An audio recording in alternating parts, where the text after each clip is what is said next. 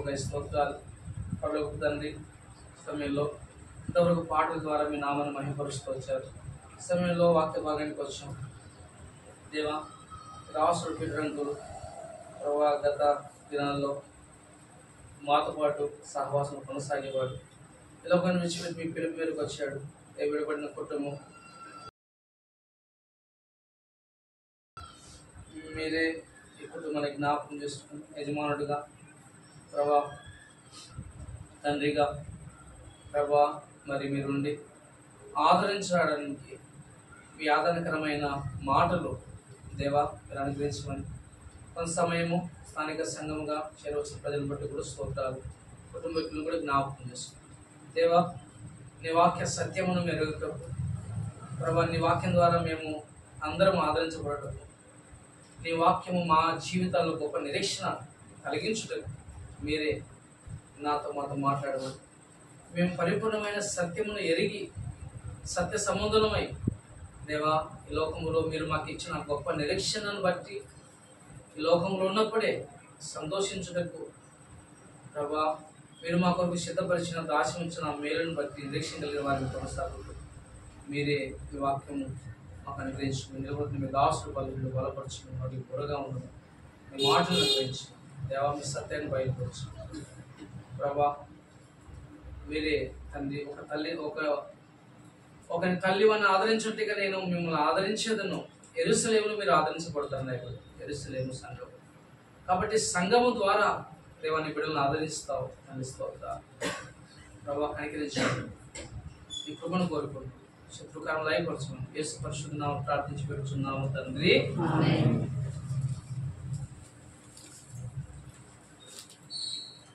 దేవుని పరిశుద్ధమైన వాక్య ఓరు చదవబడిన వాక్య భాగం మొదటిగా యోగ గ్రంథం 5వ అధ్యాయము చదవన్న మాట. యోగ గ్రంథం 5వ అధ్యాయంలో చదవబడిన మాట 26వ వచనం. వాటి కాలమున ధాన్యపు పనులు ఇల్లు చేరినట్లు పూర్ణ వయసు గల వాడవైన సమాధికి చేరదు. చూడండి, దేవుడు చక్కటి ఆత్మీయ ఆంతర్యాన్ని బయలుపరుస్తున్నాడు. మనము పొలంలో పంటను విత్తుతాం. విత్తనం విత్తినప్పుడు విత్తనము మొలకెత్తుతుంది. మొలకెత్తిన విత్తనము మరి పెరుగుతూ ఉంటారు. అది ఫలించి మరి ధాన్యము సమృద్ధిగా ఫలించే వరకు అది పొలములో చక్కగా పోషించబడి సంరక్షించబడి ఆ భూమిలో ఉన్న సారమును బట్టి అది జీవిస్తుంది. అయితే కొంత రాబడిన మాట ఏమిటంటే వాటి కాలమున ధాన్యపు పనులు ఇల్లు చేయడం. అంటే ధాన్యం ఎప్పుడైతే అది పరిపూర్ణంగా ధాన్యమును మరి ఎప్పుడైతే ఫలిస్తుందో అప్పుడు దాని కాలాన్ని బట్టి కోతకాలం అంటారు. దాన్ని కోసి ఏం చేస్తారు, ఇంటిలో చేరుస్తారు. అది సర్వసాధారణం. అందుకొరకే దేవుడు పొలంలో ఆ విధంగా పంటను విత్తడానికి మానవునికి ఇచ్చిన గొప్ప ఆధిక్యత. కాబట్టి పొలంలో మనం ఎందుకు పంటను విత్తుతామంటే మన ఇంటికి ఆ ధాన్యమును చేర్చుకోవడానికి. అదేవిధంగా భక్తుడైన యోబు విషయంలో కూడా దేవుడు అన్న మాట ఏమిటంటే వాటి కాలమున ధాన్య పనులు ఇల్లు చేరున్నట్లు పూర్ణ వయసు గల వాడిపై నీవు సమాధికి చేరవు. ఇప్పుడు ధాన్యము ఎక్కడ చేరిందంట, ఇంటికి. ఇక్కడ ఏమంటున్నాడు, పూర్ణ వయసు గలవాడై సమాధికి. అంటే అర్థం ఏమిటి, సమాధిలో ఉంటామని కాదు. ధాన్యం ఏ విధంగా వాటి కాలమున ఇంటికి చేర్చబడుతుందో నీవు కూడా నీ వయస్సు పరిపూర్ణంగా వయస్సు నీకు వచ్చినప్పుడు, నీ వయస్సు పూర్తిగా నీవు జీవించినప్పుడు నీవు ఇంటికి చేరుతావు. అది క్రమం. కాబట్టి చూడండి, చాలామంది మరణం అనేసరికి చాలా భయపడిపోతుంటారు. మరణం అంటే ముగింపు అనుకుంటారు. మరణం అంటే ఇక ఏదో అయిపోయింది అనుకుంటారు. అది చాలా పొరపాటు. అదంతా ఎవరంటే సత్యం ఎరగని ప్రజలు, ఆత్మీయ నేత్రములు ఎరగని ప్రజలు. ఎందుకంటే ధాన్యపు పనులు వాటి కాలమున ఇల్లు చేరినట్టుగా పూర్ణ వయస్సు కలిగిన ప్రతి వారు కూడా దేవుని ఇంటికి చేరాలి. ఎందుకంటే ఈ లోకములో మనకున్న ఈ నివాసాలన్నీ ఎటువంటివి అంటే పునాదులు లేనివి. ఎటువంటి నివాసాలు చెప్పండి? పునాదులు లేని నివాసాలు. అంటే ఈ లోకములో మన స్థితి ఏమంటాడు? వాక్యం రాయబడిన మాట, యాత్రికులం చెప్పండి, పరదేశంలో. మనకు స్థిర నివాసం ఇక్కడ లేదు. మనము స్థిరమైన పట్టణము కాదు ఇది. ఎందుకంటే అబ్రహాం గురించి రాయబడిన మాట ఏమిటంటే, ఎబ్రీ పత్రిక 2వ అధ్యాయంలో రాయబడిన మాట, విశ్వాసుల వీళ్ళ పట్టికలో పునాదులు గల పట్టణం కొరకు అబ్రహాం చేసి ఎదురు చూస్తూ వచ్చాడు. కాబట్టి మరి పూర్ణ వయస్సు గల వారైన తర్వాత ఇంటికి, అంటే దేవుడు మన కొరకు సిద్ధపరిచిన స్థలానికి మనం చేరాలి. ఎవరైనా, నీవైనా నేనైనా, దేవుని ప్రజలకు ఇచ్చిన గొప్ప ఆధిక్యత అదే. గుర్తుంచుకోండి, నీవు పూర్ణ వయస్సు గలవాడవై ఇంటికి చేరుతావు. సమాధికి చేరడం అంటే సమాధిలో ఉండం, మనం ఇంటికి చేరుతావు. ఎందుకంటే ప్రభువైన యేసుక్రీస్తు వారు ఈ లోకంలో ఉన్నప్పుడు ఒక మాట చెప్తూ వస్తాడు యోహాను సువార్తలో. ఏమంటాడు? నేను మీకు స్థలం సిద్ధపరచ వెళుచున్నాను, నేను వెళ్ళి మీకు స్థలం సిద్ధపరిచి మరలా, ఏమంటాడు అన్నమాట, నేనున్న స్థలం మీరుండేలాగా మరలా వచ్చి మిమ్మల్ని తీసుకెళ్తాను. ఇప్పుడు మన కొరకు ఆయన ఏం చేశాడు? స్థలాన్ని సిద్ధపరిచాడు. మీరు అనుకుంటున్నారేమో ఏమని, మనకు స్థలము ఇక్కడే ఉంది అనుకుంటారు. ఇక్కడ నాకు ఇన్ని ప్లాట్లు ఉన్నాయి, నాకు ఇక్కడ ఇన్ని బిల్డింగ్లు ఉన్నాయి అనుకుంటారు. కానీ నిజముగా మనకు పరలోకములో స్థలము సిద్ధపరిచాడు. సమాధుల తోటలో ఏ విధంగా సమాధికి స్థలం ఉంటుందో మన దేహాన్ని మట్టిలో కలపడానికి, పరలోకములో కూడా దేవుడు మనకు ప్రతి ఒక్కరి కొరకు ఒక స్థలాన్ని సిద్ధపరిచాడు. అందుకంటాడు, నా తండ్రి ఇంట అనేక నివాసములు కలవు, లేని ఎడల మీకు చెప్పాడు. ఒక నివాసం కదా, అనేక నివాసములు కలవు. చూడండి ఎంత గొప్ప అది. మన కొరకు దేవుడు ఒక స్థలాన్ని సిద్ధపరుస్తాడు. ఇప్పుడు పీటర్ అంకులు ఈ లోకంలో తాత్కాలికంగా ఈ గుడారంలో భౌతికంగా ఈ లోకంలో జీవిస్తూ తన కాలం ముగించుకున్నాడు. పూర్ణ వయసు గలవాడు. 74 సంవత్సరాలు అంటే పూర్ణ వయస్సే. దేవుని వాక్య ప్రకారం 70 ఏళ్ళు ఆయుష్. అధిక బలం అంటే 80 ఏళ్ళు దేవుడు పెట్టే ఆయుష్. కాబట్టి 74 ఏళ్ళు పూర్ణ వయసు గలవాడైనాడు. ఇప్పుడు దేవుడు తనకు సిద్ధపరిచిన స్థలానికి చెప్పండి చేరాడు అని గుర్తుంచుకోవాలి. మనం ఎవరు చనిపోయినాడు అని మనం అనుకుంటాం. కాదు. పూర్ణ వయసు గలవాడవై నీవు దేవునింటికి చేరదవు. ధాన్యపు పనులు ఏ విధంగా వాటి కాలంలో ఇల్లు చేరునో, నీవు కూడా నీవు పూర్ణ వయసు గలవాడవై నీవు ఆయన సిద్ధపరిచిన ఇంటిలో చేరుతావు. కాబట్టి దేవుడు మనందరి కొరకు ఆయన ఒక శ్రేష్టమైన స్థలాన్ని ఆయన సిద్ధపరిచాడు. ఎవరి సమయంలో వారు ఆ ఇంటికి చేరుతూ ఉంటారు. వారి సమయం వచ్చినప్పుడు వారు కూడా ఆ ఇంట్లోకి వెళ్ళిపోతారు. ఆ ఇంట్లో గృహప్రవేశం చేస్తారు. అందుకే చదవబడిన వాక్య భాగంలో 116వ కీర్తన 15 ఏం రాయబడింది? యెహోవా భక్తుల మరణము ఆయన దృష్టికి ఎందుకు విలువైనదంటే, ఎందుకు విలువైనది మరణం ఆయన దృష్టికి అంటే, ఈ లోకములో మరి మరణించిన వారు, నిద్రించిన వారు దేవుడు సిద్ధపరిచిన స్థలానికి చేరే సమయం గనక అది ఎంతో విలువైనది అని అర్థం. ఈ లోకములో ఎవరైనా మరణము విలువైనదంటే, లోకపరంగా చూస్తే ఏమంటారు? ఎంత బాధ. లోకపరంగా మరణం విలువైనదంటే మనల్ని లోకములు అంతమంది అనేకులు ఏం చేస్తారు? దూషిస్తారు. ఏందయ్యా మరణం ఎంత విలువైనది, మరణించకూడదని ప్రతి మనిషి ప్రయత్నం చేస్తారు. చూడండి, చనిపోయేంత వరకు మనిషి బ్రతకాలని, ఇంకా ఎక్కువ రోజు బ్రతకాలని, ఇంకా ఒక రోజైనా బ్రతకాలని ప్రతి మనిషికి ఆశ ఉంటుంది. ఎవరు కూడా నేను మరణించాలి, నా జీవితం ఇంత ముగించబడాలని ఏ మానవుడు కూడా కోరుకోడు. అంతెందుకు, లోపల శరీరంలో అన్ని అవయములు పాడైపోయినాయి, ఇక బ్రతికే అవకాశము లేదన్నా కూడా, కానీ ఆ వ్యక్తికి ఏమనిపిస్తుంది అంటే, ఆ వ్యక్తికి కుటుంబీకులకు ఇంకా కొద్ది రోజులు బ్రతికితే బాగుంటుందేమో అనేది ప్రతి వ్యక్తికి ఒక ఆశ. కానీ దేవుడు సిద్ధపరిచిన స్థలములో దేవుని ఇంటికి చేరుతామనే ఆ గ్రహింపు అనుకున్నప్పుడు మనం ఆ విధంగా ఆలోచించాలి. ఎందుకంటే భక్తుడైన పౌలు ఏమంటాడు? నా మటుకు బ్రతుకుట క్రీస్తు, చావైతే లాభము. ఎందుకన్నాడంటే, చనిపోతే ఎందుకు మేలు లాభము తనకు అంటే, చనిపోతే తనకు ప్రభు సిద్ధపరిచిన ప్రభు రాజ్యములో, ప్రభు సిద్ధపరిచిన స్థలములో తను ఉంటాడు గనక, ఆ సత్యము తను ఎరిగినవాడు కనుక బ్రతుకుట క్రీస్తు, చావైతే. కాబట్టి దేవుని ప్రజలంగా దేవుడు మనకిచ్చిన శ్రేష్టమైనది ఏమిటంటే, ఎవరైతే ప్రభునందు విశ్వాసం ఉంచి, ఏమన్నాడు, యెహోవా భక్తుల మరణం ఆయన దృష్టికి విలువైనది, గుర్తుంచుకోవాలి. అయితే అక్కడ సత్యం ఏమిటంటే, యెహోవా భక్తుల మరణం అంటే లోకములో ప్రతి మనిషి మరణిస్తాడు. మరణించని వ్యక్తి భూలోకంలో ఎవరు లేరు, అందరూ మరణించాలి.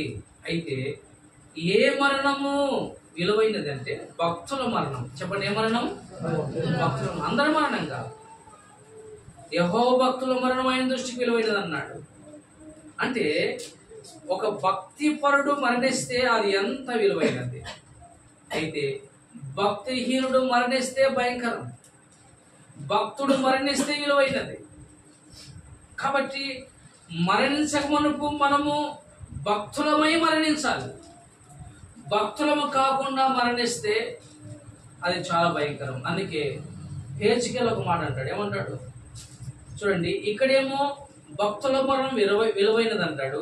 హెచ్కేల్ ఏమంటాడంటే, దుర్మార్గుడు మరణం నొందుట బట్టి నేను సంతోషించేవాడుని కాను. అంటే భక్తిహీనుడు అనేవాడు, దుర్మార్గత కలిగిన వాడు, చెడు అలవాట్లు కలిగిన వాడు, దేవునిని ఎరగనివాడు, లోక సంబంధంగా జీవించేవాడు మరణించకూడదని దేవుడు కోరుకుంటున్నాడు.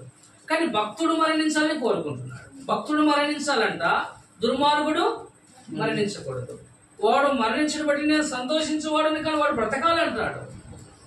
చూడండి దేవుని ఆలోచన. భక్తుని మరణం విలువైనది, దుర్మార్గుని యొక్క మరణము ఎంతో భయంకరమైనది. ఆ దుర్మార్గుడు మరణం నొందకూడదు.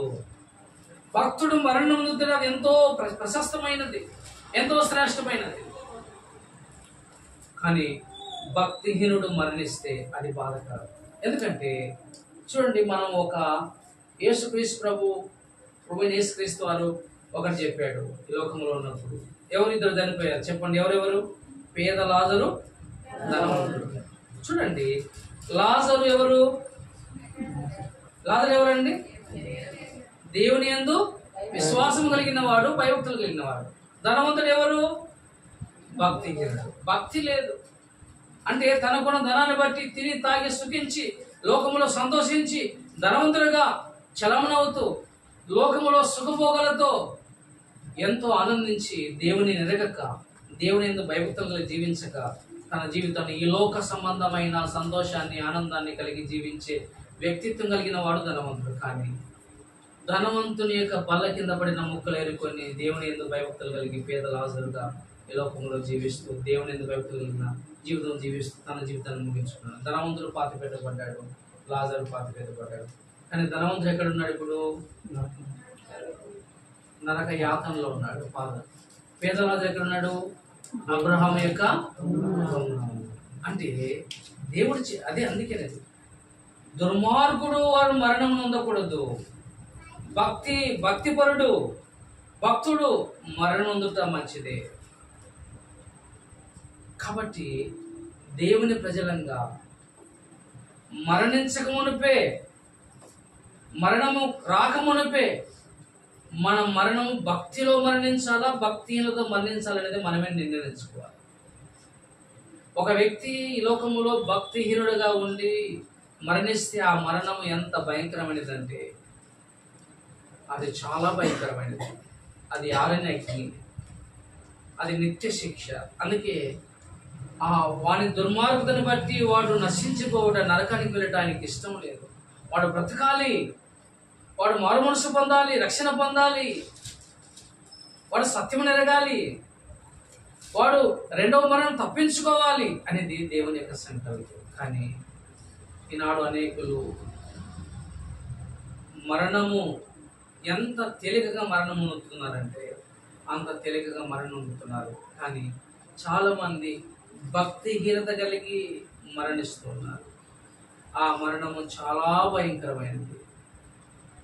కాబట్టి దేవుడు అనే మాట దేవుడు, యెహోవా భక్తుల మరణం ఆయన దృష్టికి ఎందుకంటే భక్తిపరుడు మరణిస్తే ఎంత శ్రేష్టం! ఎందుకు విలువైనదంటే భక్తిపరుడు కనుక భక్తుడు. ఎందుకు భక్తుని మరణం విలువైనది అని అన్నాడంటే, ఆ మరణం ఎందుకు విలువైనదంటే అతనిలో ఉన్న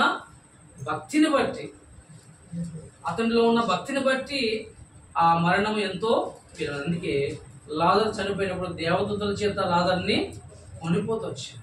చూడండి ఎంత గొప్ప ఆధిక్యత! దేవదూతలు లాజర్ని తీసుకెళ్ళిపోతూ వచ్చారు. ఎంత విలువ, ఎంత ఆధిక్యత, ఎంత ప్రశస్తం, ఎంత శ్రేష్టత, ఎంత ధన్యత! అయితే మనము కూడా ఆ విధంగా దేవతల చేత కొనిపోబడాలి అంటే, మన మరణము కూడా దేవుని దృష్టికి విలువైనదిగా ఉండాలంటే మనం ఏం చేయాలంట? భక్తి చేసే వారంగా ఉండాలి. ఏంటి భక్తి అంటే? లోకంలో అందరూ భక్తులే. భక్తులు కాని వారు ఎవరు ఉన్నారు చెప్పండి? అందరూ భక్తులే. కానీ భక్తి అంటే దేవుని వాక్యంలో చాలా శ్రేష్టమైన మాట, అందరు భక్తుల గురించి రాయబడిన మాట. చూడండి, యోబు గ్రంథంలోనే మొదటి అధ్యాయం చదవన్న మాట. యోబు గ్రంథం మొదటి అధ్యాయం మొదటి వచనం చదవండి. యోబు గ్రంథం మొదటి అధ్యాయం మొదటి వచనం చదవాలి. యోబు అని ఒక మనుషుడు ఉండెను. అతడు యథార్థవంతుడు, న్యాయవంతుడనై దేవుని యందు భయభక్తులు కలిగి చెడుతనమును విసర్జించిన వాడు. ఏంటి భక్తి అంట? ఏంటి భక్తి అంటే? చెడుతనమును విసర్జించి తర్వాత న్యాయంగా యథార్థంగా జీవించుట. చెడుతనమును విసర్జించుట, న్యాయముగా యథార్థంగా బ్రతుకుట, దేవుని కొరకు జీవించుట. అందుకే దేవుని వాక్కులకు మాట రాయబడింది, దేశములో భక్తుడు ఒకడు లేకపోయినా. దేశంలో భక్తుడు ఒకడు లేకపోయినా అంటే, అందుకే ఇర్మియా గ్రంథంలో అనుకుంటా ఏమంటాడంటే, వెలుచుకెళ్ళను, నువ్వు యెరూషలేము వీధులకు వెళ్ళి చూడు, ఒకవేళ ఏ వ్యక్తి అయినా సరే చెడుతను విసర్జించి న్యాయముగా బ్రతికే ఒక్క వ్యక్తి నాకు చూపిస్తే నేను ఆ దేశమును క్షమిస్తాను అంటాడు దేవుడు. నువ్వు యెరూషలేములో ఎన్ని వీధులు ఉన్నాయో ప్రతి వీధికి వెళ్ళి దర్శించు. యెరూషలేము దేశం మొత్తములో ఒక్క భక్తుడు, ఒక్క వ్యక్తి దేవుని యందు భయభక్తులు కలిగి చెడుతను విసర్జించి నీతి న్యాయంగా బ్రతుకుతున్నాడని ఎవరైనా ఒక వ్యక్తి కనిపిస్తే నాకు చూపించు, నేను ఆ దేశాన్ని క్షమిస్తానంటాడు దేవుడు. కానీ దేశంలో భక్తులు ఒకడు లేకపోయాడు. కాబట్టి భక్తి అనేది ఎటువంటిదంటే చెడును తొలగించుకొని మంచిని ధరించుకోవడమే భక్తి. భక్తి అంటే ఏమిటి? న్యాయముగా జీవించడమే భక్తి, యథార్థముగా ప్రవర్తించుడే భక్తి, నీతిగా కొనసాగుటే భక్తి, నమ్మకంగా జీవించుట భక్తి, ప్రేమించుట భక్తి, కనికరము చూపించుట భక్తి, క్షమించుట భక్తి. భక్తి అంటే అదే. ఈ లక్షణాలు లేకుండా మనం భక్తులు కొనసాగలేము. ఒకవేళ మనం భక్తులు ఈ లక్షణాలు లేకుండా భక్తులు కొనసాగలేం. భక్తులం కాకుండా మరణిస్తే మన మరణము విలువైంది కాదు, గుర్తుంచుకోవాలి. అందుకే మరణించక మునుపు మనం భక్తులమై మరణించాలి. భక్తుల మరణం మాత్రం విలువైనది. ఎందుకంటే ఆ భక్తుడు చెడుతనాన్ని విసర్జించాడు, ఆ భక్తుడు న్యాయాన్ని కనపరిచాడు, ఆ భక్తుడు నీతిని వెంటాడాడు, ఆ భక్తుడు ఎంతో నీతిగా బ్రతికాడు, ఆ భక్తుడు దేవుడిని ప్రేమించాడు, ఆ భక్తుడు దేవుని మార్గాన్ని అనుసరించేవాడుగా ఉన్నాడు. అది భక్తి. అలా జీవించకుండా మనం భక్తిని చేసే వారంగా ఉన్నామని ప్రేమలో ఉంటే మనం మోసపోయిన వారమే. కాబట్టి భక్తులముగా మనం ఉండాలి అంటే, భయభక్తులు కలిగి జీవించే వారంగా ఉండాలి అంటే, దేవుని యందు భయభక్తులు కలిగి జీవించడం అంటే ఏమిటంటే చెడును పూర్తిగా అసహించుకోవాలి, యథార్థంగా ఉండాలి, న్యాయముగా ఉండాలి, నీతిగా ఉండాలి, ప్రేమ కలిగి ఉండాలి, క్షమించే మనసు ఉండాలి, కఠిన హృదయము, ఇవన్నీ తొలగించుకోవాలి, గుర్తుంచుకోవాలి. అలా మనం జీవించకుండా హృదయములో అలాంటి మార్పు లేకుండా మనం భక్తులమని భ్రమపడితే మనం మోసపోయిన వారమే. గుర్తుంచుకోవాలి, దేవుని ప్రజలంగా మనము జాగ్రత్తగా ఉండాలి. అందుకే మరణించక మునిపే మనం భక్తులుగా మార్చబడాలి.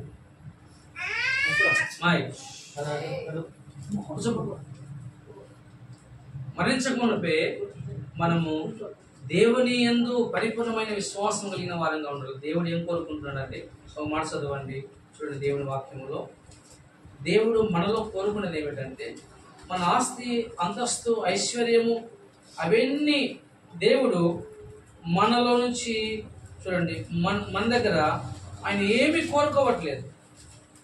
ఆయన చూడండి, ఆయన మనలో కోరుకున్న శ్రేష్టమైన ఏమిటంటే, చదవండి మీకా గ్రంథం, ఒక మాట మీకా గ్రంథం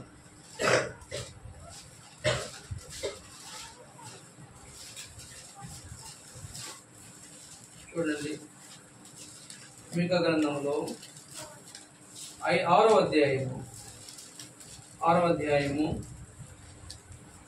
7వ వచనాన్ని 8వ వచనాన్ని చదువుకుంటాం.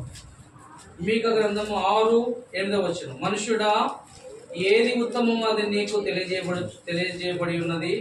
న్యాయముగా నడుచుకొనుటయు, కనికరమును ప్రేమించుటయు, దీన మనసు కలిగి నీ దేవుని ఎదుట ప్రవర్తించుటయు, ఇంతే కదా యెహోవా నిన్ను అడుగుచున్నాడు. ఇది భక్తి. దేవుడు మనల్ని అడిగేది ఏమిటంటే, న్యాయముగా ప్రవర్తించు. నీ దేవుని ఎదుట న్యాయముగా ప్రవర్తించు, అన్యాయంగా ప్రవర్తించు, న్యాయంగా ప్రవర్తించు. తర్వాత దీన మనసు కలిగి ఉండవు. కొంతమంది భక్తులే కఠినమైన మనసు కలిగి ఉంటారు. ఇది చాలా మోసకరం, గుర్తుంచుకోవాలి. దేవుని ప్రజలంగా దేవుడు మన మనసును చూస్తాడు. ఏ మనసు కలిగి ఉండాలంట? దీన మనస్సు. అందుకే దేవుని వాక్యం రాయబడిన మాట, విరిగి నలిగిన హృదయం దేవునికి ఇష్టమైన బలి.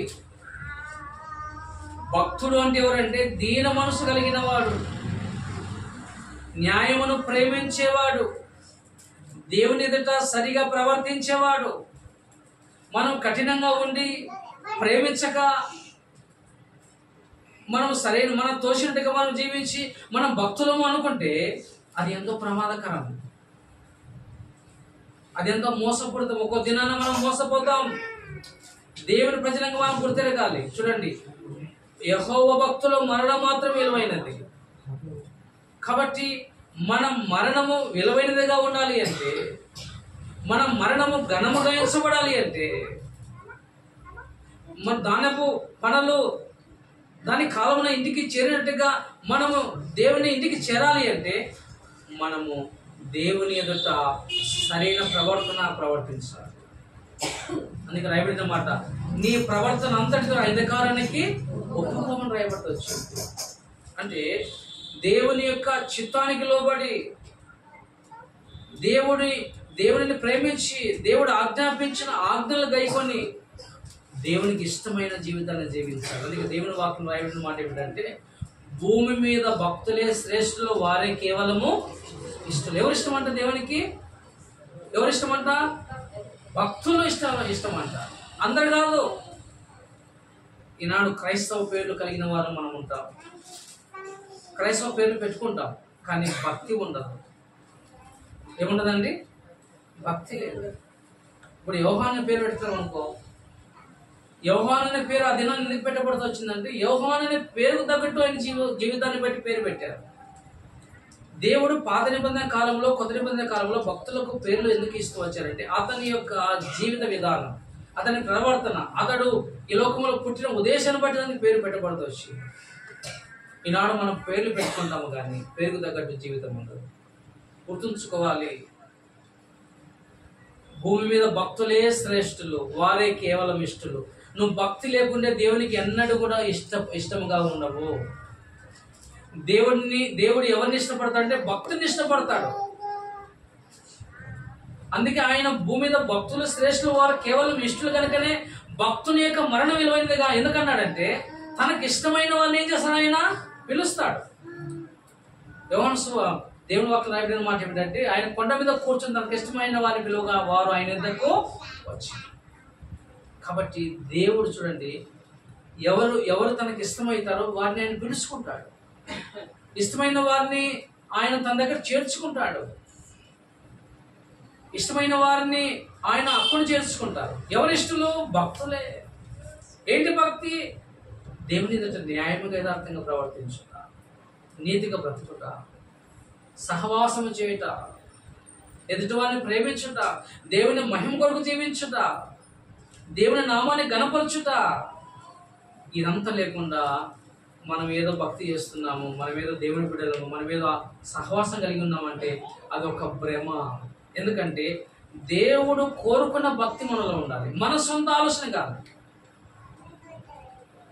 మనం చేసే భక్తి మనకు నచ్చవచ్చు, మనము ప్రవర్తించే ప్రవర్తన మనకు భక్తి లాగా ఉండవచ్చు, కానీ అది దేవుని దృష్టికి సరైన విధానం. ఎందుకంటే వాక్యం రాయబడిన మాట ఏమిటంటే, ఒకని మార్గము ఒకని నడత వాని ఎదుట సరిగా కనపడడం కానీ తుదకు మరణానికి నడిపిస్తారు. గుర్తుంచుకోండి.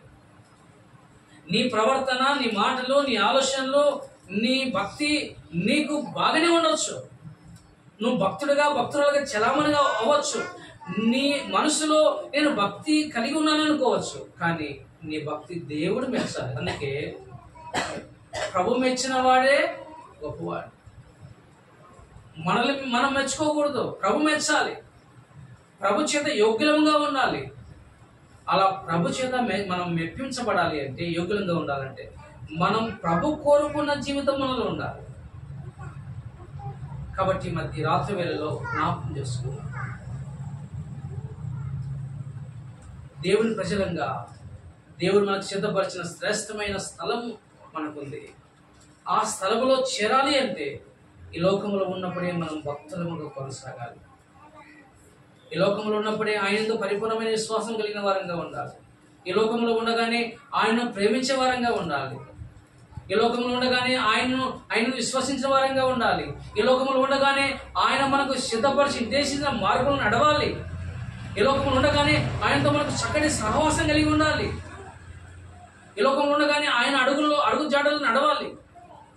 అప్పుడు ఆయన మనకు సిద్ధపరిచిన రాజ్యంలో స్థలంలో మనం ఉంటాం.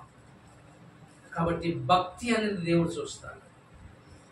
మన భక్తిని దేవుడు కొలత వేస్తాడు. మన భక్తిని దేవుడు ఆయన త్రాసులో వేసేవాడుగా ఉంటాడు. కాబట్టి భక్తిహీనత అనేది మనలో నుంచి తొలగించుకోవాలి. భక్తిహీనత అనేది ఎంతో ప్రమాదకరం. అందుకే దేవుని వాక్యం మాట, భక్తిహీనుల దీపం ఆరిపోతుందంట. భక్తుల దీపం ఏమవుతుంది? ఆరిపోతుంది. కాబట్టి మనము భక్తిహీనత అంటే ఏమిటంటే, కనికరాన్ని ప్రేమించక దేవుని ఎదుట చూడండి ఏమంటాడు అక్కడ, మనుషుడా ఏది ఉత్తమం అది నీకు తెలియజేయబడి ఉన్నది, న్యాయముగా నడుచుకొనుచు కనికరమును ప్రేమించుటయు దీన మనసు కలిగి నీ దేవుని ఎదుట ప్రవర్తించడం ఇంతే కదా యెహోవా నేను అడుగుచున్నాడు. దేవుడు ఏదైతే నేను అడుగుచున్నాడో, దేవుడు అడిగిన జీవితం, దేవుడు ఆశించిన జీవితం, దేవుడు కోరుకున్న జీవితం నీలో ఉన్నప్పుడు నీవు దేవునికి భక్తుడుగా ఉంటావు.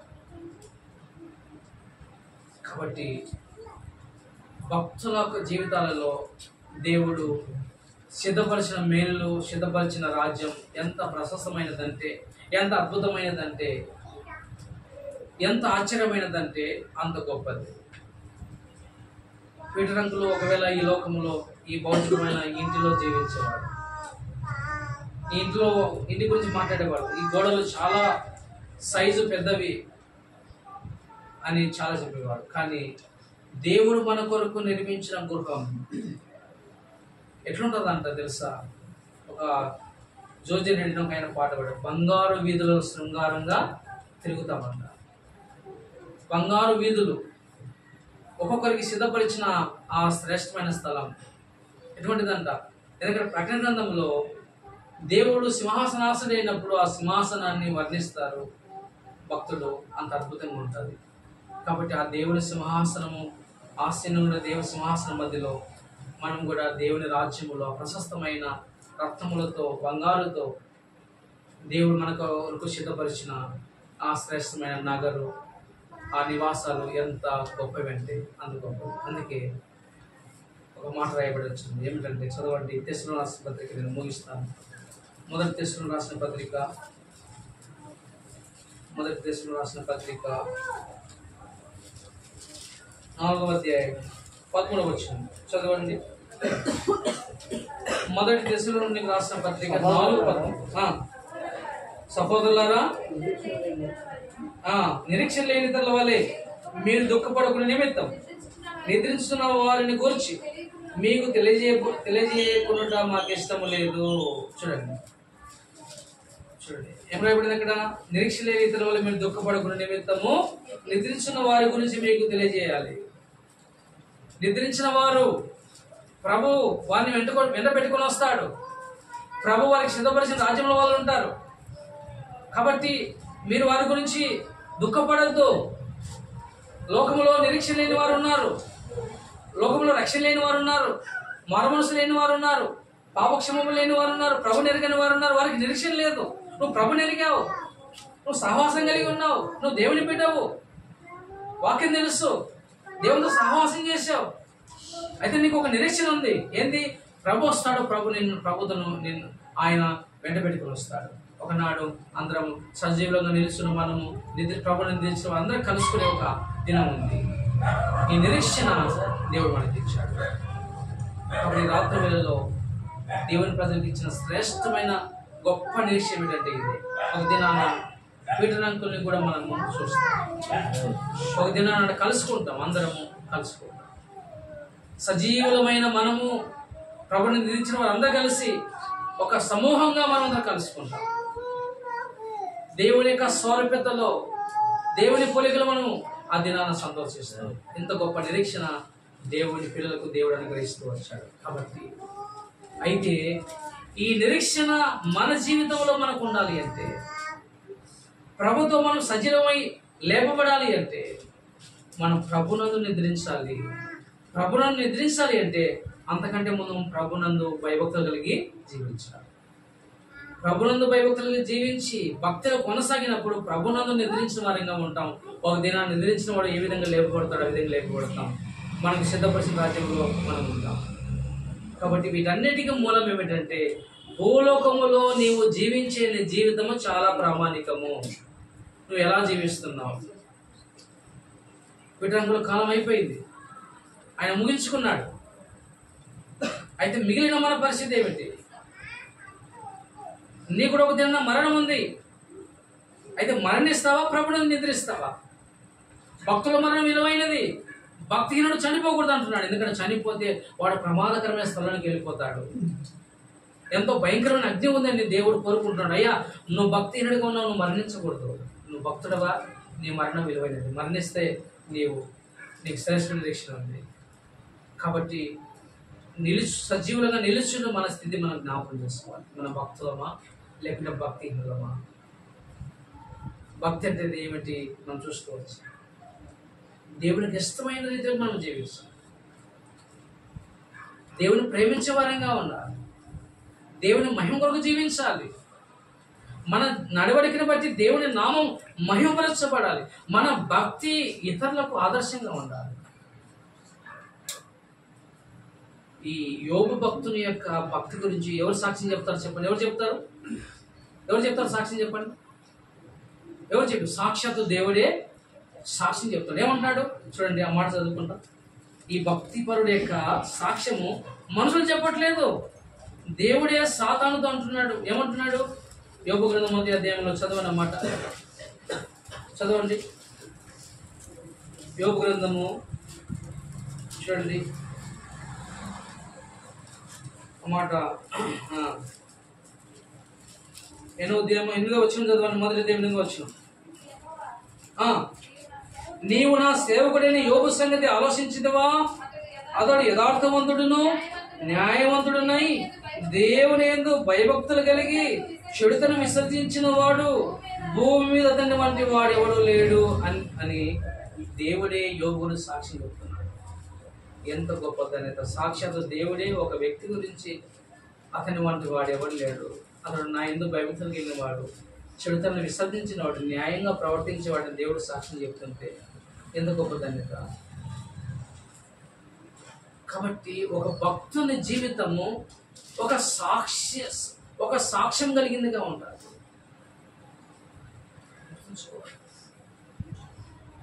మనకు సాక్ష్యము లేదంటే అర్థం ఏమిటో తెలుసా? మనం భక్తిలో లేవని అర్థం. సాక్ష్యం ఉండాలి. సాక్ష్యంగా మనకు సాక్ష్యం ఉంది అంటే అర్థం ఏంటి? మనకు భక్తి ఉంది. ఎందుకంటే మన భక్తి మన సాక్ష్యాన్ని వెదజల్లుతారు. అందుకే భక్తులు అంటారు, సాక్ష్యం లేకపోతే మోక్షం లేదంటారు. కాబట్టి దేవుని ప్రజలంగా ఈ లోకంలో అనాలోచిత మనం జీవించకూడదు. పోయినవారు మంచివారు, ఉన్న మనం జ్ఞాపకం చేసుకోవాలి. మనకు కూడా ఒక దిన మరణం ఉంది. కాబట్టి మరణించక మునిపే మన జీవితం ఏ విధంగా ఉంది, ఎలా కొనసాగుతున్నాం, ఎలా జీవిస్తున్నాం ఆ నిరీక్షణ మనకుందా? ప్రభు భక్తులుగా కొనసాగుతున్నామా? భయభక్తులు కలిగి ఉంటున్నామా అనేది చాలా ప్రాబ్లం. కాబట్టి ఈ రాత్రి వేళలో మనం జ్ఞాపకం చేసుకోవాలి.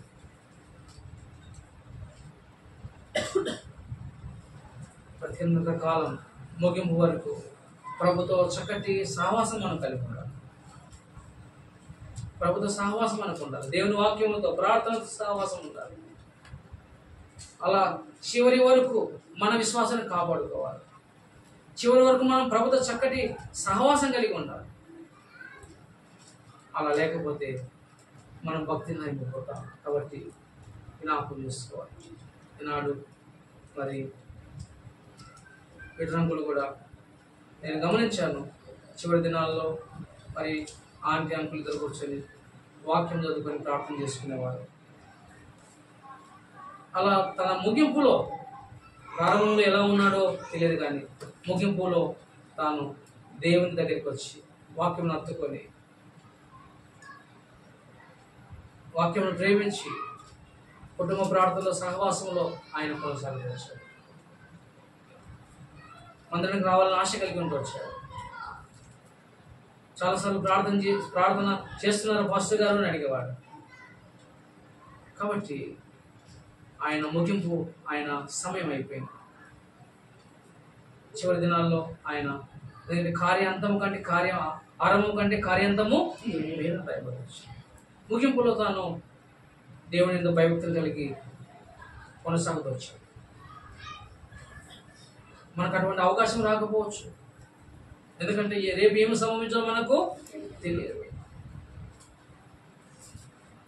నాడికి చాలా భయపడుతూ వచ్చింది. కాబట్టి ప్రతిరోజు ప్రతిదినము మనం దేవుని యందు భయభక్తులు కలిగి భక్తుల వలె కొనసాగుతూ రావాలి. భక్తిని కనపరచాలి. దేవునికి మనకు సత్సంబంధం ఉండాలి. భక్తి అంటే ఇంకో మాట చూసుకొని ముగించుకుందాం. చదవండి మొదటి యోహాను రాసిన మొదటి పత్రిక. భక్తి అంటే యోహాను రాసిన మొదటి పత్రిక మొదటి అధ్యాయం 7వ వచనం చదవండి. యోహాను రాసిన మొదటి పత్రిక మొదటి అధ్యాయం 7వ వచనం. అయితే ఆయన వెలుగులో ఉన్న ప్రకారం మనమును వెలుగులో నడిచినలా మనము అన్నింటి సహవాసం గలవారమై ఎందుము. అప్పుడు ఆయన కుమారుని యేసుక్రీస్తు రక్తము ప్రతి పాపము నుండి మనల్ని పవిత్రులుగా చేయను. భక్తి అంటే అదే. ఆయన ఏ విధంగా ఉన్నాడు? వెలుగులో ఉన్నాడు. మనం కూడా వెలుగులో నడిచిన ప్రకారం, ఆయన నడిచిన ప్రకారం, వెలుగులో ఉన్న ప్రకారం, ఆయన అడుగుజాడలు, ఆయన మాదిరి, ఆయన పరిపూర్ణమైన విశ్వాసం, ఆయన ప్రేమ, ఆయన సహనం, ఆయన జీవిత విధానం మనలోనికి రావాలి. భక్తి అంటే అదే. ఆయన వల్లే జీవించుట, ఆయన వల్లే బ్రతుకుట, ఆయన వల్లే మాట్లాడుట, ఆయన వల్లే నడుచుట భక్తి. ఆయన జీవితానికి మన జీవితానికి వ్యత్యాసం ఉంటే దాన్ని భక్తి అంటారు. భక్తిహీనత అంటారు. ఎవరు భక్తి చేస్తారంటే ఆయనను ఎరిగిన వారు, ఆయనను చూసిన వారు, ఆయన జీవితాన్ని అర్థం చేసుకున్న వారు, ఆయనను ప్రేమించిన వారు, ఆయన వల్లే జీవించాలని కోరుకునే వారు మాత్రమే భక్తి చేసేవారు. ఆయన జీవితానికి మన జీవితానికి వ్యత్యాసం ఉంటే, సంబంధం లేకపోతే దాన్ని భక్తి అన్నారు. కాబట్టి యోబు భక్తుడు ఎందుకు దేవుని ఎందుకు భయభక్తులు కలిగి ఆ విధంగా జీవిస్తూ వచ్చాడంటే, యోబు భక్తుడు దేవుని పరిపూర్ణతను ఎరిగినవాడు, దేవుని సంపూర్ణతను ఎరిగినవాడు, దేవుని మనసును ఎరిగినవాడు. దేవుడు చెడును అసహించుకుంటాడు కనుక తాను కూడా చెడును అసహించుకున్నాడు, విసర్జించాడు. దేవుడు యథార్థవంతుడు కనుక తాను కూడా యథార్థంగా ప్రవర్తించాడు. దేవుడు నీతిమంతుడు కనుక తాను కూడా నీతిని అనుసరించేవాడుగా ఉన్నాడు. అదే భక్తి. కాబట్టి దేవుని ప్రజలంగా మనము దేవుడు ఆశించిన జీవిత విధానాన్ని కలిగి జీవించడమే భక్తి. ఆ భక్తి కలిగిన వారి యొక్క మరణం ఎంతో విలువైనది. అది లేకుండా ఒకవేళ మరణిస్తే మన మరణం విలువైంది కాదు. మనం ప్రయత్నం చేయాలి ప్రతిరోజు దేవుని అడుగుజాడల్లో. దేవుడు కోరుకున్న విధానం, దేవుడు ఆశించిన విధానం మనలోకి రావాలి. అలా రావాలి అంటే మన మనస్సు మారాలి, జీవితం మారాలి. మనస్సు మారినప్పుడు జీవితం మారుతుంది, నడవడిక మారుతుంది. చాలా మందికి మారు మనసు ఉండదు. మారు మనసు లేకుండా మనము నడచలేము. మనస్సు మారినప్పుడు జీవితం మారుతుంది, నడవడిక మారుతుంది, ఆలోచనలు మారుతాయి, తలంపులు మారుతాయి, ఉద్దేశాలు మారుతాయి. కాబట్టి దేవుని ప్రజలంగా మనం గమనించాలి. చాలా మంది ఇక్కడే మోసపోతున్నారు. ఎంతమంది ఆచారంగా మందిరానికి వెళ్తారు, వస్తారు, వారి జీవితం ఎట్లుంటుందంటే ఆచారంగా ఉంటుంది. అన్ని అలవాట్లు ఉంటాయి, అన్నీ చేస్తారు, అన్నీ మాట్లాడతారు, లోకస్తుల వలె ఉంటారు. మళ్ళీ సండే ఆరాధనకి వెళ్తాం, ప్రార్థన చేస్తాం, అన్ని కలిగి ఉంటాం. ఇది ఎంత భయంకరం అంటే, అందుకే దేవుని వాక్యంలో ఏమన్నా, చల్లగానైనా ఉండు, వెచ్చగానైనా ఉండు, నులువెచ్చగా ఉండద్దు, ఉమ్ము వేయబడుతూ ఉండబడుతూ వచ్చింది. గుర్తుంచుకోవాలి. ఒంటే పూర్తిగా లోకములు ఉండు, లేకపోతే వెచ్చగా నా కొరకు జీవించు. అంతేగాని మందిరానికి వెళ్ళి, సంఘాలకు వెళ్ళి, మళ్ళీ లోకస్తుల వల్ల జీవిస్తే అది ఎంతో భయంకరం. కాబట్టి ఈ రాత్రి వేళలో మరి పీఠరంకు లేక మరణం ద్వారా దేవుడు మనతో మాట్లాడుతున్నాడు. మీకు కూడా ఒక దినాన మరణం ఉంది కనుక మరణించక మునిపే, నీ జీవితం ముగించక మునిపే నీ జీవితాన్ని ఒకసారి పరీక్షించుకో. ఆయన టైం అయిపోయింది, వెళ్ళిపోయినాడు. ఆయన ముగింపు వరకు నమ్మకంగా ఉన్నాడు, చివరి దేశంలో నమ్మకంగా ఉన్నాడు, వాక్యాన్ని పట్టుకున్నాడు, దేవుని పాదాలు పట్టుకున్నాడు. దేవుడు నన్ను చాలాసార్లు అన్నాడు, దేవుడు స్వస్థపరచకపోతే నన్ను ఎవరు స్వస్థపరచలేదయ్యా. ఆయన చేతులు ఎత్తేస్తే, ఆయన ఏమి చేయకపోతే నేనేం చేయగలుగుతాను. దేవుని చిత్తము, దేవుడు బ్రతికిస్తే బ్రతుకుతాను, దేవుడు తీసుకెళ్ళిపోతాను అన్నాడు. కాబట్టి గుర్తుంచుకోవాలి, మనం కూడా దేవుని ప్రజలంగా బహు భయంతో భక్తులు ఉన్నాం. అయితే అటువంటి భయభక్తులు కలిగి మనం ఈ లోకంలో జీవిస్తే దేవుడు మనకి ఇచ్చిన ఆదరణ, నెమ్మది ప్రపంచంలో ఎవరికి లేదు. ఏ కరుడుపతికి లేదు, ఏ కోట్ల రూపాయలు కలిగిన వ్యక్తికి లేదు. ఎందుకంటే దేవుని ప్రజలకు మాత్రమే దేవుడు సిద్ధపరిచిన రాజ్యం. డబ్బున్న వారికి కాదు, ధనవంతులు కాదు, సందాలు కలిగిన వారికి కాదు, లేకుంటే ఎమ్మెల్యేలు ఎంపీలకు కాదు. దేవుడు తన ప్రజలకు తను సిద్ధపరిచిన రాజ్యం. దేవుని ప్రేమించిన ప్రజలకు సిద్ధపరిచిన రాజ్యం. ఆ రాజ్యంలో మనం ఒకరోజు ఉంటాం.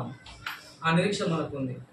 కాబట్టి ఈ మాటలు బట్టి మనం ఆదరించబడి, ఈ మాటలు బట్టి మనం పురుగొల్పబడి, దేవుని యందు ఇంకా పరిపూర్ణమైన నమ్మకముతో, ఇంకా సంపూర్ణ విశ్వాసముతో మన జీవితాన్ని కొనసాగించుకొని, మనం దేవుని ఇంకా హత్తుకొని ఆయన కొరకు పరిపూర్ణంగా జీవించడానికి దేవుడు మనందరికీ సహాయం చేయడుగాక. అదేవిధంగా మరి కుటుంబాన్ని కూడా దేవుడు మరి ఆదరించి ధైర్యపరిచి, ఒక దినాన మరి ప్రభువును నిద్రించిన వారు, అదేవిధంగా సజీవులపై నిలుచుని మనం ఏదైనా ప్రభు రావచ్చు. ప్రభు వస్తే అందరూ మనం ఒక దినాన మధ్యాకాశంలో ఎదుర్కొనే అవకాశం దేవుడు మనకి ఇచ్చాడు. అప్పుడు మోసేను, అబ్రహామును, యాకోబును, భక్తులందరినీ మనం చూసుకుంటాం, కలుసుకుంటాం సమూహంగా. ఎంత అద్భుతమైన సమయం, అటువంటి గొప్ప నిరీక్షణ ఉంది. ఒకవేళ ఒక వ్యక్తి మనం కనపడదు ఎప్పటికీ అంటే మనం బాధపడాలి. కానీ అందరినీ కలుసుకునే దినం ఒక దినం, చూసే దినం ఒక దినం. ఆ దినంలో మహిమాదేహముతో మనమందరము మరి ప్రభుని ఎదుర్కొంటాం, అందరిని చూస్తాం. ఆ నిరీక్షణ విశ్వాసమైన మనకిచ్చాడు.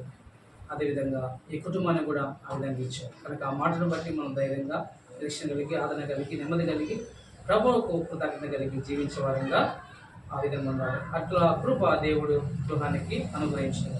గురించుకుందాం, ప్రార్థన చేసుకుందాం. సమయంలో మరి ఒక ఇద్దరు ప్రార్థన చేస్తారు ఇంటి ఆదరణ కొరకు, మరి పాలన చేస్తారు. మొట్టమొదటిగా సిస్టర్స్లో కూడా ఒకరు ఎవరైనా ఇంటి ఆదరణ కొరకై దేవుడు ఆదరించి ధైర్యపరచులాగున నిరీక్షణ కొరకు పాలన ఫస్ట్ ప్రార్థన చేస్తారు. తర్వాత సిస్టర్స్లో మీరు ఎవరైనా ఒకరు ప్రేరేపించబడిన వారు ప్రార్థన చేయండి. తర్వాత ముగింపు ప్రార్థన నేను చేస్తాను. ప్రేమ కలిగిన మా ప్రభువా, దయగలిగిన గొప్ప తండ్రి, సర్వాధికారి అయిన మా దేవ, సర్వ సృష్టికి కారణభూతులైన మా తండ్రి, మీకు వేలాది స్తోత్రాలు తెలుసుకుంటూ వస్తున్నారు. తండ్రి, మీరు శ్రేష్టమైన నామం బట్టి, ఉన్నతమైన నామం బట్టి, అత్యున్నతమైన నామం బట్టి మీకు వేలాది స్తోత్రాలు చెల్లించుకుంటూ వస్తున్నా తండ్రి. నా ప్రభు ఈ జన్మ నా తండ్రి ప్రదర్శనలో ఒప్పుకున్న తండ్రి, ఇంట్లో ప్రదర్శన ఒప్పుకుని ఆదరణతో మీ యొక్క ఏర్పాటు బట్టి మీకు ఎంతో కృతజ్ఞతాస్తుతి చెల్లించుకుంటూ వస్తున్నా తండ్రి. అలాగే ప్రభావం మీతో ప్రభావం చిన్నారంటే చేసి నమ్ముతున్న తండ్రి, ఒక దినంలో ప్రభావం మేము చూస్తూ వెళ్తామని చెప్పేసి ప్రభావ మాటలు మాతో మాట్లాడుతూ వచ్చిన ఈ యొక్క ప్రేమను బట్టి కూడా ప్రభావ, ఈ యొక్క భాగ్యాన్ని బట్టి కూడా ప్రభావ నా స్తోత్రాలు చెల్లించుకుంటూ వస్తుంది. తండ్రి ప్రభావ ఆదరణకర్త ఏంటి ఎవరో ఉన్న తండ్రి, ఈ కుటుంబానికి ప్రభావ మీరు ఆదరణకర్తగా ఉంటున్న తండ్రి, కుటుంబాన్ని ప్రభావ మేము నడిపిస్తున్నామా, ప్రార్థిస్తూ వస్తున్నాం, కనపరుస్తూ వస్తున్నాం, సూచిస్తూ వస్తున్నాం తండ్రి. ఇక్కడ నీ కుటుంబానికి ప్రభావ తండ్రిగా ప్రభావ మీరే ఉంది, దేవుడుగా మీరే ఉంది ప్రభావ. ప్రతి ఒక్క విషయంలో కూడా ప్రభావ మీరు ప్రభావ ఈ యొక్క కుటుంబాన్ని కూడా మీరు జ్ఞాపకం చేసుకున్నారు తండ్రి. ప్రభావ ముందుకు నడిపిస్తున్నామని ప్రార్థిస్తూ వస్తున్నాం ప్రభావ. రేపు అర్థం కూడా మీరు జ్ఞాపకం చేసుకున్నారు తండ్రి. ఒక జన్మల ప్రభావ దీన్ని కూడా ప్రభావ ఎదురు చూస్తామని చెప్పేసి నిరీక్షణ తను కూడా మీరు కలిగిస్తున్నామని ధైర్యాన్ని కూడా మీరు ప్రభావ కనిపిస్తున్నామని ఒక కుటుంబాన్ని కూడా మీరే ప్రభావ ప్రభావ చూపిస్తున్నాం. మా ప్రభు మా రక్షకులే యేసుక్రీస్తు ప్రభావ శ్రేష్టమైన నామమున స్తుతించి ప్రార్థించి అడిగి వెళ్తున్నాం మా తండ్రి. ఆమేన్. సిస్టర్స్ ఎవరైనా చేయండి అమ్మా.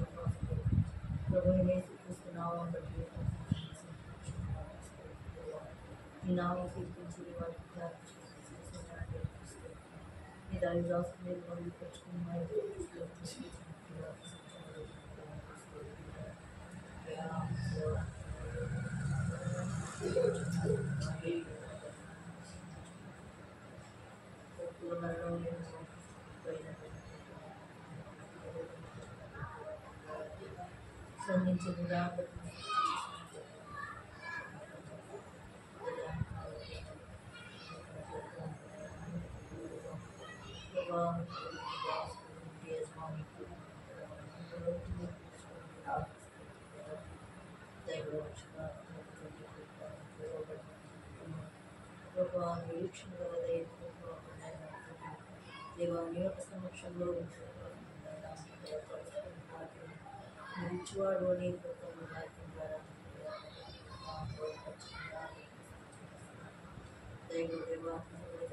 వాక్యానుసారంగా నేను భక్తులు కలిగి దేవాన్ని తల్లి రెండంటే ఆశీర్వాదం ప్రభావం దేవుడు మీకు ఈ లోకమందు మేము జీవించుకోవాలి, న్యాయంగా నడుచుకుంటూ దేవా దీని మనసులో ప్రవర్తించే కదా నేను నడుచున్నాను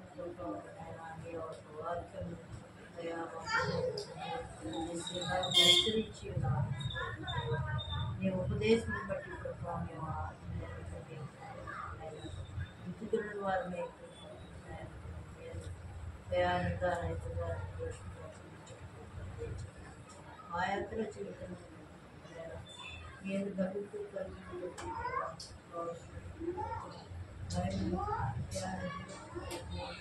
నిరీక్షణ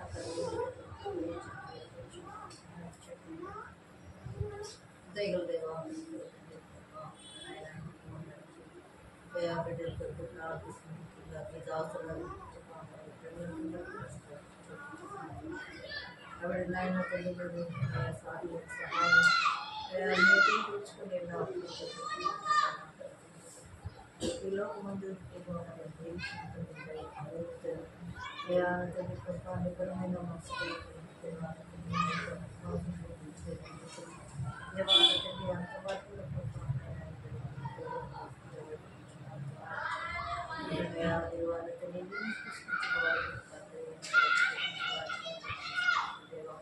అంతవరకు అండగా పండుగ ఆశ్రయంగా ప్రభా విడన్నాయన తండ్రి ఆత్మ దేవుడు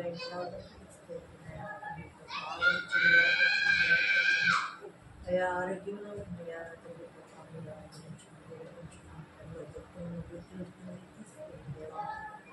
తండ్రి ఆనందంగా సంతోషం కలిగింది ప్రభావం విడవంతులై అందులో భవిష్యత్తు నిమితులై నిరీక్షణ జీవించడం శక్తి దేవా సామర్థ్యత మీరు అందరినీ వారి ప్రార్థిస్తున్న కుమారు కుటుంబాలను మీ కృపలో అయా వారిని అయా వారికి మీరు ఉన్నారు వారికి ఉపదేశం హెచ్చరిక వారి యొక్క హృదయాల్లో దేవాలయ దృష్టిలో దైవభక్తితో జీవించడానికి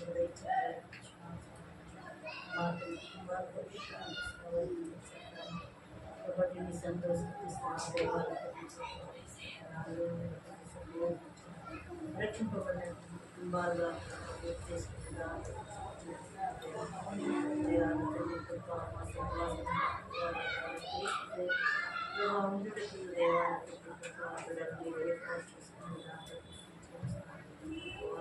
ఆదరించండి ధైర్యపరచండి విధరించండి చూపించండి నీలో కొనసాగుతుంది మీ కార్యాలను నూతనపరచవలసింది రాజా దేవాలయ ఉన్నటువంటి ప్రభుత్వం ప్రతి విధమైన జ్ఞానాన్ని తీసుకుని దేవా అయానది సన్నిధి నీ కాంసలో భద్రత చుట్టూ కుటుంబంలో మీరు చూసిందో మీ దాసు ద్వారా మీరు బయటకొచ్చిన వర్తమానం మీరు ఈ కుటుంబానికి ఇచ్చినటువంటి దీవులను ఆశీర్వాదం వారు ఆయన చేపట్టిన వారే రాబోయే దినాల్లో పొందినటువంటి భవిష్యత్తును పట్టుకొని చూడండి మీరు ప్రయాణ తండ్రి కృపా కొనసాగు జీవితంలో చూపించండి రాజా నీకు ఆయన ఈ యొక్క సమయంలో ప్రయాణ తండ్రి కృపా విధంగా దేవాన తండ్రి కృపా మమ్మల్ని అందరినీ వచ్చిన మందిలో దేవ ఈరోజు బిడ్డలందరినీ జ్ఞాపకం చేసుకుంటే పేరు వస్తున్నాను తీర్చండి ఇంట్లో జ్ఞాపకం చేసుకుని అయా తండ్రి అయా దైవభక్తి కలిగినటువంటి వారు ఆయన అయా తండ్రి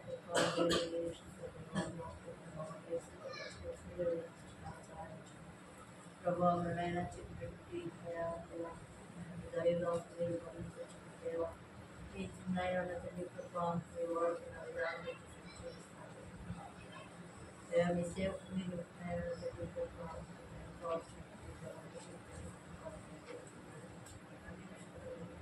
దేవాన తండ్రి నీ కుమారుడు మీరు నిరోధించుకొని చూడండి నీ కాలు ఘనపరుస్తున్న విధానం బట్టి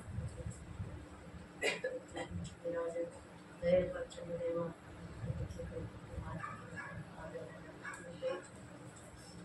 దేవాన తండ్రి సంఘాన్ని కూడా మీరు జ్ఞాపకం చేసుకుని సంఘం ఏకీకరించి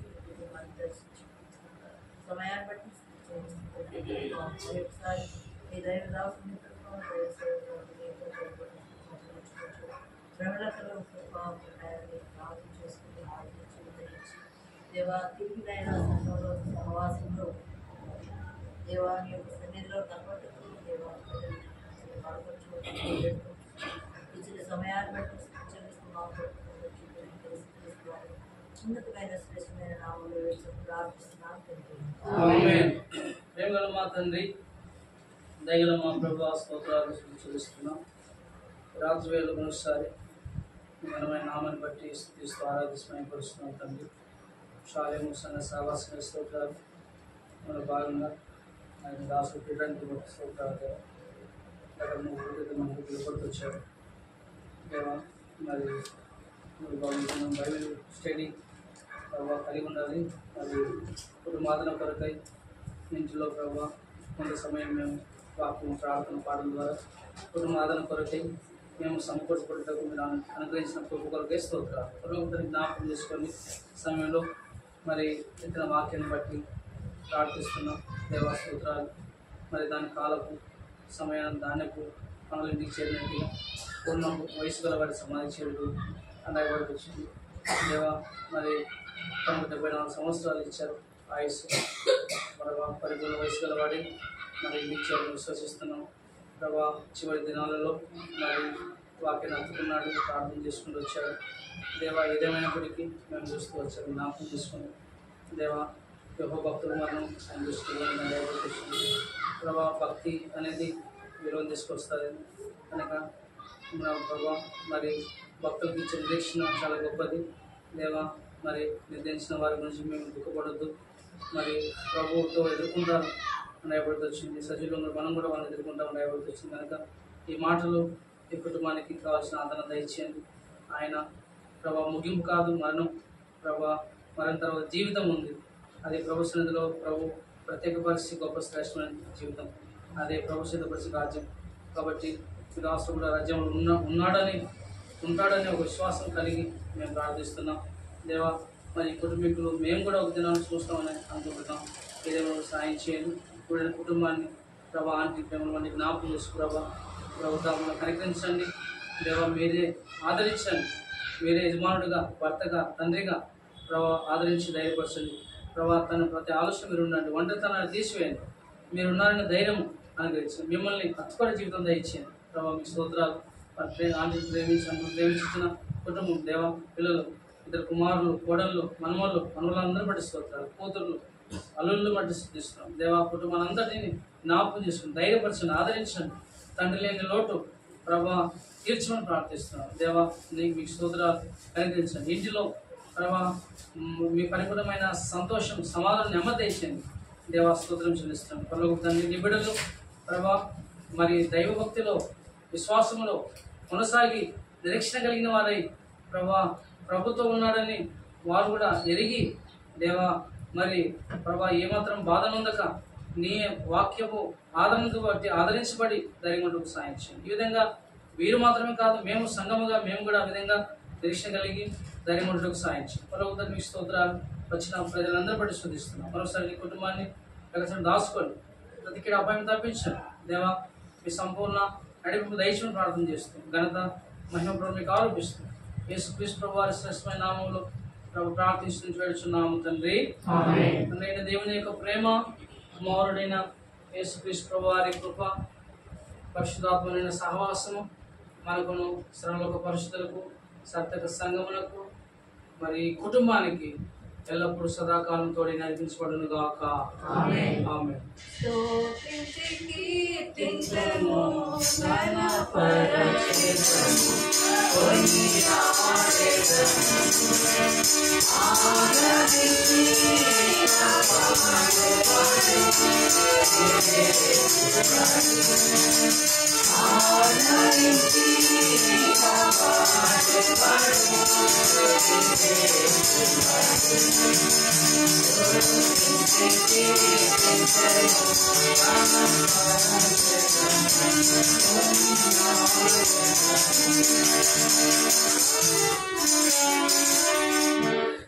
ప్రైజ్ ది లార్డ్. ప్రేమల తండ్రి స్తోత్రాలు. పలహారాన్ని బట్టి సిద్ధిస్తున్న పవిత్ర పరిశు ఆశ్రయించాలి. యేసు పరిశుద్ధ నామములో ప్రార్థించి వేడుచున్నాము తండ్రి.